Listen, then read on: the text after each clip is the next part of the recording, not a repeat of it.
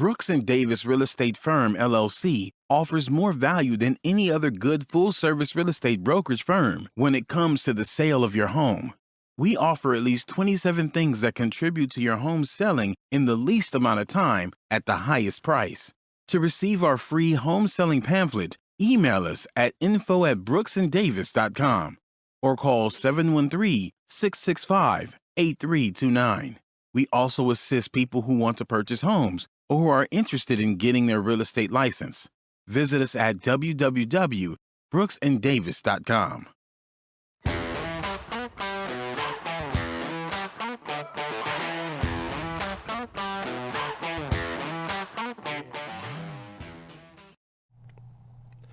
Welcome to the Prime Real Estate Network. I'm glad to be here with you today.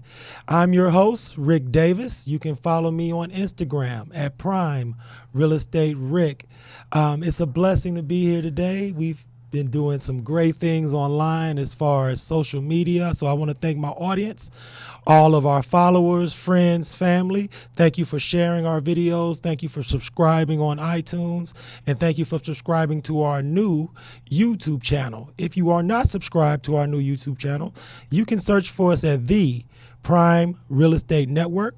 Subscribe. You'll be able to see all of our future episodes as well as our past episodes via your smartphone, any of your Wi-Fi connected device, or even your smart TV. So I want to thank everyone who's already subscribed, and if you haven't, please feel free to do so. As always, I'm here with my esteemed co-host, Mr. Brooks. What's going on, guys? Welcome back. This is your man, Larry W. Brooks, the Texas Real Estate King. I'm excited to be in front of you again today. Had an amazing week here with an amazing guest today. I'm excited about introducing her. Her side job should be being a comedian, but I'm not going to go into that one. Again, Larry W. Brooks. You can find me at www.larrywbrooks.com, on every social media platform at Texas Real Estate King. And it's just exciting to have you guys here and just continue to share and give you nuggets. And what you'll find today is the young lady that we have in the building is going to give you some secrets to success, going to give you some nuggets, and going to actually break some of the fears that you may have when it comes to commercial real estate. So with no further delay, well, I'll say this. So this is actually a friend of mine. This is going to be good. I remember meeting my friend, and when she said her last name, so I've been in, those of you that don't know, that are new to the show, I've been in real estate 17 years. And one thing about me in real estate is I study the leaders of our organization, or the leaders of real estate, the ones that I've seen change the dynamics of what it looks like. And so when I first met our guest and she said her name, I was like, that's a rare name. Like, everyone doesn't have that last name. Is your father Ed Ryland? And she said yes. I was like, hey, listen, guys, this guy in my industry, you talk about mentor. He's been a mentor of mine from the beginning. He didn't even know it. Like, he's one of those guys that you watch make moves and just watch change the real estate, not only commercial real estate, but the real estate, the way that it looks here in Houston, Texas, for years. And so I've had an opportunity to study from a distance. And so with no other delay, I have our special guest, Miss Tiffany Ryland with ARVO Realty. We played about that earlier. I said it like that because we played about it earlier, and now I've messed up. So my name is Tiffany Ryland. I am with ARVO Realty Advisors. We're going to work on it. I know. I've been working on it. Yeah, it's okay. It's on me. It's on me. So I'm with ARVO Realty Advisors, and he's exactly right. My father has had his firm for 35 years, and he has been changing the industry as it looks and as it runs, and I've just been honored to follow in behind his footsteps. So amazing. Thank you guys for having me. I mean, commercial real estate, and I want to thank you for coming, Tiffany. It's when Larry told me that you were going to be our guest today, of course, I did my online due diligence, and I noticed there aren't a lot of women of color in commercial real estate. And it's funny because I don't know what our audience would assume the diversity in that particular field would be, but when you actually start researching someone like yourself, you notice that you are pretty special and unique in the role you serve and the industry that you serve in. So do you ever feel like you're the only fish in your pond, or are there other women of color that you've noticed that have helped you or served as some sort of mentor? Honestly, I ran into someone introduced me last week, the first other woman of color. Okay. The other woman of color in commercial real estate, and she works for a large firm. So she and I got to share some of our experiences, some of the things that we go through, some of the disparity that we face in our industry, and it's very, very it's interesting because it's like, why is there not more of us?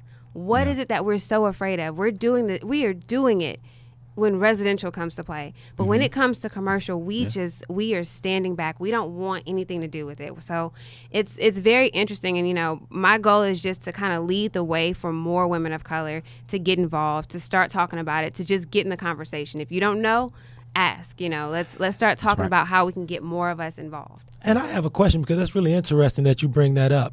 Have you ever worked in residential real estate before you worked in commercial? I have never worked in residential real estate. Because what makes it super interesting, because Larry, I'm interested in your opinion as well. How would someone who's in residential transition to commercial, considering that you started in commercial and never had to transition over, because you just mentioned that there are a lot more women of color in residential, you think? Right. So here's the thing, that's one of the kind of stipulations to getting into it. You've really got to have a mentor. You got to have somebody who's vested in your growth, somebody who wants to see you grow, somebody who's willing to take the time out. And you cannot be someone who drags your feet and kind of just wants stuff to be fed to you. You've got to be a go-getter. You've got to really be hungry for it. I was blessed with the opportunity to kind of follow in behind my father's footsteps, but not everyone gets that opportunity. So you've got to do your homework. You've got to come correct. Whoever you are going to for commercial real estate knowledge, you've got to come to them and let them know you were serious. You're going to be hardworking, and you're going to be willing to dig in and get involved. So it's very, very difficult to get into the industry and stay in the industry. Yeah, I'd agree. And I agree as well. And my next question is this: for someone who has zero experience with someone like yourself, or someone who's in residential and was considering a transition, what is your day like normally in commercial real estate? Because sometimes people might not understand what you go through on a day-to-day basis professionally to move your business forward, to move your brand forward.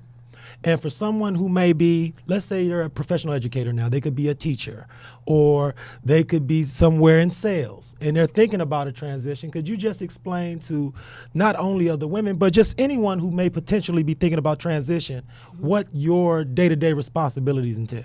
I honestly wish I could give you a straightforward answer. I really wish I could be like, right? It's 8 a.m. we do this, and 12 p.m. we do lunch, and then 5 o'clock I'm home. I wish that's how it was, but my day starts 6:15 on a good day. Right. Okay. If it's not a good day, we're getting up at 5 a.m., 5:30. Yeah. We're hitting the gym. My father is huge on mental, spiritual, and physical fitness. Yeah. Because that's the only way you're going to make it in this business. You've got to be mentally fit, physically fit, and spiritually fit. Absolutely. But we get up at 5 a.m. I could be on a plane to D.C. for a business development conference, or I could be at a seminar, at a breakfast. I could be in a meeting. I can be pulling reports. I can be meeting with clients, calling prospects. My day varies, and it's so exciting. Honestly, that's why I love it. It's never the same, and it's always, I love lunches. I love breakfasts. I love happy hours. Anything that involves food, bread, I'm there, But a lot of it is just business development, networking, getting your face out there, meeting people, shaking hands, sending emails, making calls. Again, just being in the building. Yeah. I know, because it's a lot that goes into it from what you described, but we don't want to dissuade anyone by pointing out what could potentially be challenges that they would run into. So let's talk about how you celebrate victories. Okay. In your industry, what is a champagne bottle popping moment? What happens? What has to happen? How does a deal close? Is that when you celebrate, or is it what type of things or what type of efforts would actually make you feel like this is something that we need to celebrate? So listen, just this week, I was celebrating. I could have cried tears of joy, as I'm trying to tell you. One of my dreams is to be able to have a entertainment district in an underserved, underdeveloped community. Yeah. Oh, wow. And this week, I got to meet with the developer and CEO of City Center. Oh, wow. Oh, wow. Okay. Okay. If you don't know what City Center is, make sure you go and look it up. It is an amazing establishment. That's right. That's a big deal. Yeah. And I walked in, and to have this man be so humble so willing to share his knowledge, Yeah. so open about the process of how he did it and what he needed to do, and then be willing to come and even talk to our panelists and our individuals who are going to be participating in our event that's coming up. I mean, it really opened my eyes, and just looking at his establishment, looking at the eateries and the hotel and the businesses, the offices that were there. Yeah. That is a victory, Yep. because that is someone who has the ability to take you from point A to point B. That is someone who can quite literally invest in your vision and take it from just being a dream to reality. Yeah, Right. and the continued growth with it. Like I've Absolutely. watched that area since it was put into fruition and started, and it's just continued to grow. I was over there yesterday myself, and just I love those certain areas you go into. Inside the parking garage, they have the red and green lights where you can figure out before you pull down this road if you can park there or not park there. Exactly. Just the growth. Like only areas of visionaries have those things. So that's amazing. Yeah, I mean, anytime you can meet with someone who is in a position, and even if it wasn't the developer, some of these individuals who are in supplier diversity for large corporations. Corporations normally use, a JLL, a Cushman and Wakefield, CBRE. They don't necessarily partner with smaller firms. So when I get to sit in a meeting and talk to someone about, selling a Macy's building, that's a victory. Yeah. That's a victory, because we're breaking barriers that have not been broken before, that have not been touched. Wow. And I'm living it. and what's inspiring about what you just mentioned is that nothing about what you explained had anything to do with a monetary gain for yourself. Right. Everything is about serving the community and trying to help those underserved communities that, let's be frank, have been left behind Absolutely. for whatever reason. And one of the things that I talk to friends, family, young men and women that I mentor is that to be truly great at what you choose as a profession, it's always going to be about service. Absolutely. Now, of course, we all want to be able to provide for our families. We all want to build a lasting legacy. But from your standpoint, and please, to our audience and anyone who may be hearing our voice now or in the future, who instilled in you that idea of service when it comes to commercial real estate? Because to most people, they think commercial real estate, big numbers, millions, hundreds of millions. But to have a goal of service is something that I noticed by meeting you and hearing you speak. Where did that stem from? So, honestly, I'm gonna give the credit for that to two people. My father first. He has always been one who says, make as much as you can and give as much as you can. It's always about how much you can do for someone else. It's not about you, because you're going to gain on the back end. Doesn't matter. Right. You're going to get something that, no matter what, if you're giving, you're going to get something back. The other person who instilled that into me is Dr. Teddy McDavid. She is an individual who is huge in the Houston Southeast District, and she has pointed out some things that have been going on, and she's pointed out the lack of development that's been going on in that area, and she's made it very apparent that, we're leaving that area. We're not coming back and investing in that community, and it's ours. And she is very passionate about her community, okay? And I want to, because I want to speak on that when we come back from our break. When we come back from our break, would you please share with our audience some of your background, talked about your relationships with your mentors, and who actually sparked this interest in you? Because, of course, we've all had opportunity And to not speak. only that, I want to know more like the fear of commercial real estate too when it comes to it, because I know we haven't had a chance to touch on that, but we'll talk a little bit more about you, and then I want to know more about the fear of commercial real estate, because I'm a real estate broker now, and I've been in 17 years, and I still sometimes think commercial real estate, but I have great friends like you to help walk me through them, so I'm just saying. So, and we'll do that after the break. So please, I want to thank everyone who's been with us so far. Stay tuned. We'll have a short break from our sponsor, and then we'll be back with Miss Tiffany Ryland. So thanks.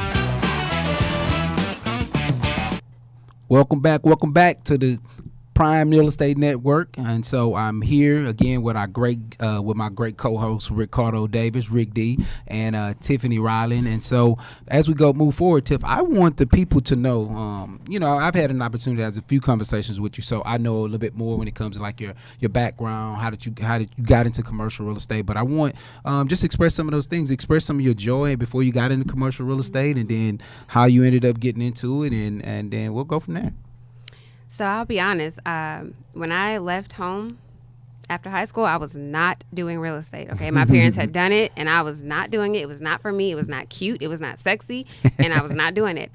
I got to Atlanta, went to school, decided I was not coming back. ATL, I know. Okay, what school in Atlanta I have to ask? I went to Clark Atlanta University. CAU. CAU. But we love everybody in AUC. I had to take classes at Morehouse and Spelman, so I give love to them too. But, okay. I went out there. I thought I was going to do my thing. Got my degree in international business and marketing because I had to be extra. I looked around. They said, well, who's getting a degree? Who's, majoring in marketing? And the whole room raised their hand. They said, well, who's doing international business? It was like one person. I was like, well, me too.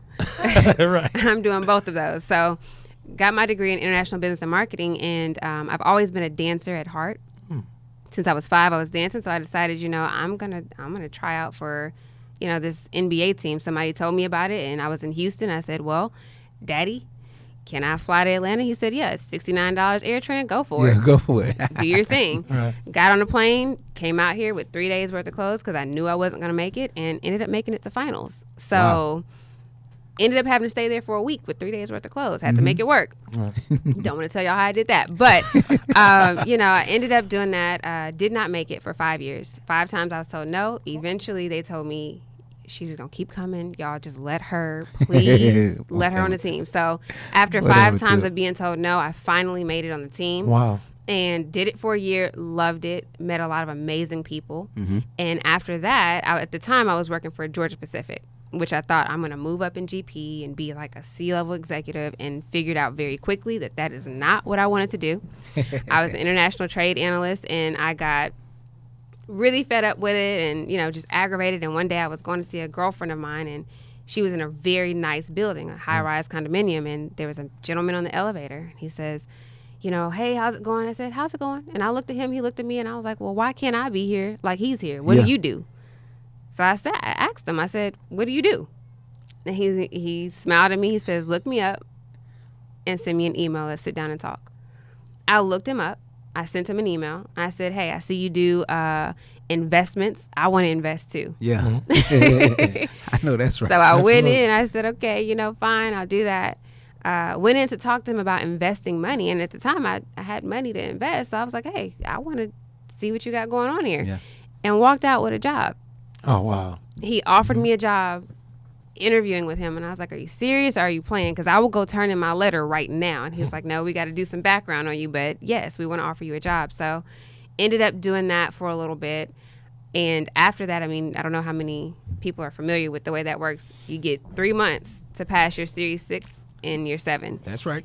And if you don't pass it on the first time, they are not wasting time on you Right, to go back exactly. and take it. I did not pass.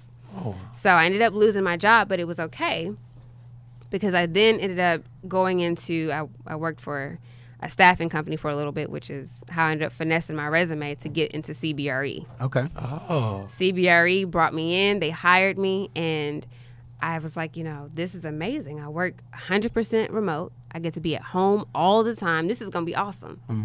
It's not what happened. I got very bored very quickly.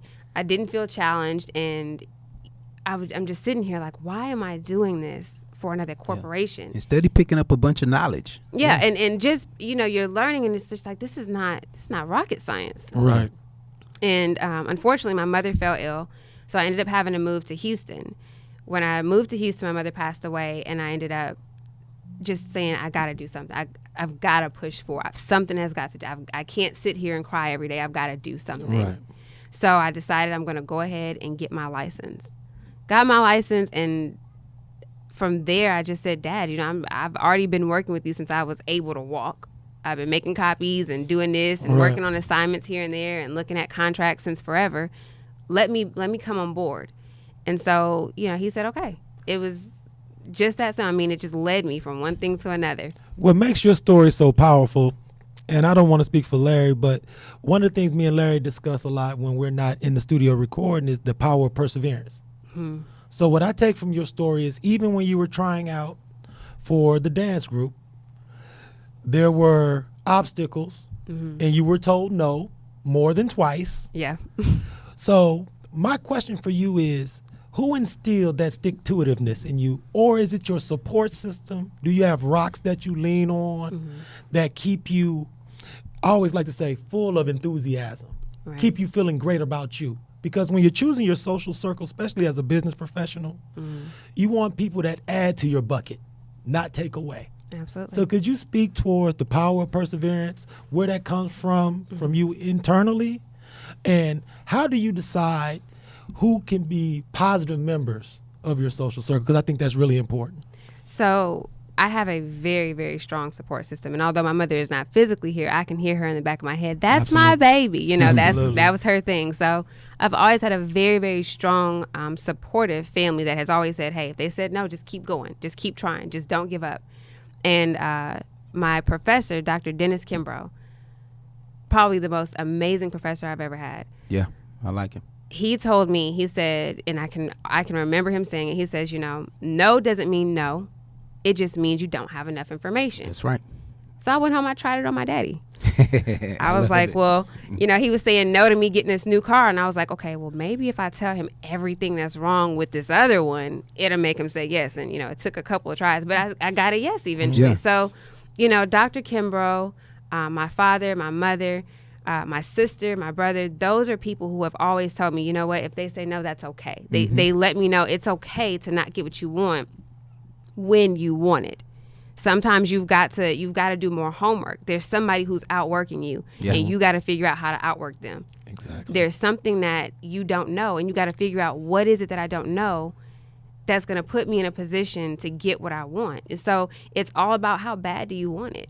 If you want it bad enough, one no is not going to stop you. If you want it bad enough, one no is not going to make you say, well, that's it. And, you know, you just keep going. And I like challenges. So when you tell me no, I'm like, we'll see about that. Well, Tiff, when you think about it, and so I want to know more about commercial real estate. And here's when I say that, not just for myself, but for the people that are out there listening to the show, why is it that you feel like more people aren't like participating in commercial real estate when it comes to, you know, being a realtor in it, or even more or less the investment piece of it? And I know knowledge is something that a lot of people don't have, but we have you here today. So we have a book of knowledge. Absolutely. And so we're asking, why is it more people are not involved in commercial real estate? Because they're told no. Wow. Because they're told no. Because when you go and try to get that initial investment, the banker or the lender says no. Because when you go and you ask to purchase this property, somebody told you no. And so, and when you went and applied for the job in the commercial real estate firm, they said no. Wow. So instead of you trying to figure out, well, what is it that I'm missing? What do I need to be capable of working in a corporate real estate company or a commercial real estate firm? What do I need in order to be successful in a company like that? Instead of, you know, asking those questions, we just say, well, they said no, so I'm just going to go and do something different.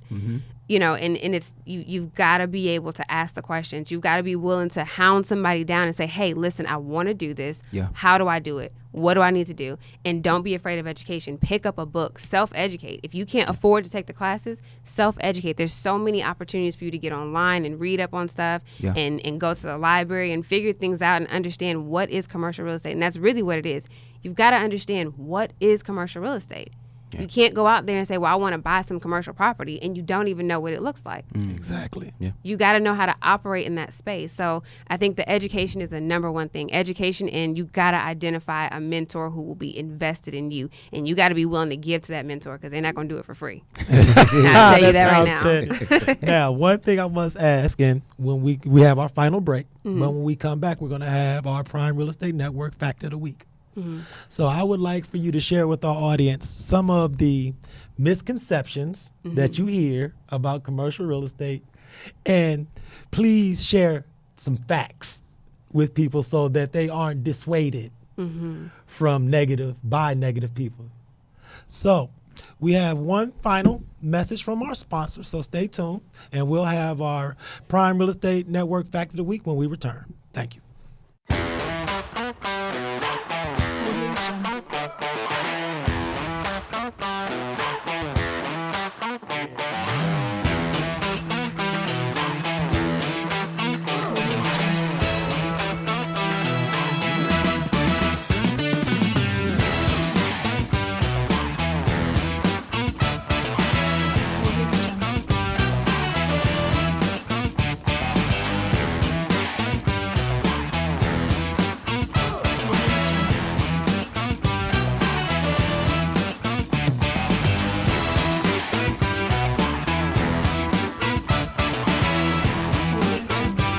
welcome back. Welcome back. For those of you that are just tuning in, make sure you go back and listen to more of the podcast, as well as check us out on all our social media platforms here at Prime Real Estate Network. We had an amazing guest here today, Miss Tiffany Ryland, talking about commercial real estate and her path to getting into commercial real estate.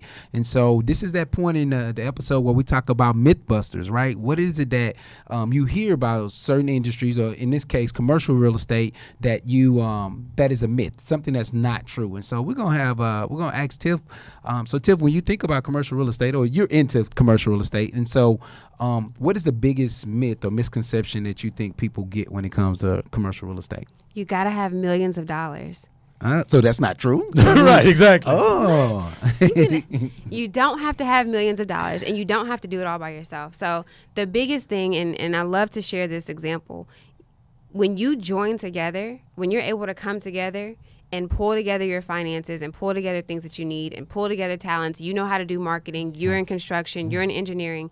If you can pull together a team, you don't need millions of dollars. You might even be able to do it without asking a lender for anything. wow. If you can pull together your money, you can start today. Yeah. But the biggest thing is you got to stop being about self. Yeah. It can't be I want my own building or my business or my shopping center. You know, you got to be willing to do it as a group and join together. And some of these projects, $100,000, $200,000. Yeah. You think about how many people are in your circle right now that have $25,000, and they're like, hey, look, I'm willing to invest it in something. I don't know what, but I want to invest in something. If you could pull those people together, think about how much you could get done. Absolutely. Think about how much startup capital you could have just to go and invest. You know, and again, it's about the knowledge. What do you want to do? Are you looking for an investment property that's going to be able to provide you income right here today? Or are you looking for something that's going to provide you money, you know, years and years down the line? Right. And even with that, Tiff, because I know that you guys did a series of workshops about getting involved in commercial investment, and I attended one, and I hate that I didn't get a chance to attend the rest of them. But what is that? Is there a website that people can go to find out more about that, or Google a name, something? Because I think that's key with what it is that you guys offer. Because I walked in, and I've been in real estate 17 years, and I was still blown away of some of the visionary ideas that you guys have when it comes to getting involved in commercial real estate. Yeah, I mean, if anyone is interested in going to any of their sessions or any of those sessions, they can go to IMOC, that's IMOC, connect.com. And, you know, we start those sessions in February, and they go all the way into June, and we walk you through the development of commercial real estate. Wow, yeah. That's outstanding. And this is, you being on the show today and the information that you've shared with the audience has been awe-inspiring. So please, before we end this episode, could you please share your social media handles, how people could follow you and keep up with you? Because if you're on Snapchat and you snap about stuff like this, I want our audience to be able to follow you on Snap. So could you please, Tiff is very entertaining. could you please share your social media handles and how our audience could follow you, please? You guys can follow me at Tiff Ann, that's TIFFANN, Ryland, RYLAND, on Instagram. Yeah. Tiff, give a shout out to my favorite cat. Hey, Leo. Thank you. How are That's you? what I'm saying. Leo, she was going to try to leave you out. I wasn't going to let that happen. And so It's Leo season. Oh man, come on, listen. If you follow Tiff on social media, guys, you'll find out who Leo is and how amazing of a cat Leo is. You gonna see a spike in your follows now. Oh, No, man. you're going to see the animal control coming after me once they figure out what all I do to Leo behind closed doors. So once again, on behalf of myself, Mr. Brooks, and the Prime Real Estate Network, Ms. Tiffany, I want to thank you for being on our show today. Yes, this has ma'am. been invaluable. Yeah. You're welcome back anytime. Thank you guys so much. To everyone in our audience, please follow Ms. Tiffany on social media. You can follow me at Instagram at Prime Real Estate Rick. You can follow Mr. Brooks. He is the TX Real Estate King on all his social media platforms. Once again, I urge everyone with an iPhone, to follow our podcast on iTunes. You can subscribe by searching for the Prime Real Estate Network. If you have an Android, you can follow us on Google Play. If you would like to see a replay of this episode or any of our past episodes, you can subscribe to our YouTube channel, and you can search for that at the Prime Real Estate Network. Once again, I am your host, Rick Davis, and I want to thank everyone for tuning in. Good night. Brooks and Davis Real Estate Firm, LLC, offers more value than any other good full-service real estate brokerage firm when it comes to the sale of your home. We offer at least 27 things that contribute to your home selling in the least amount of time at the highest price. To receive our free home selling pamphlet, email us at info@brooksanddavis.com or call 713-665-8329. We also assist people who want to purchase homes or who are interested in getting their real estate license. Visit us at www.brooksanddavis.com.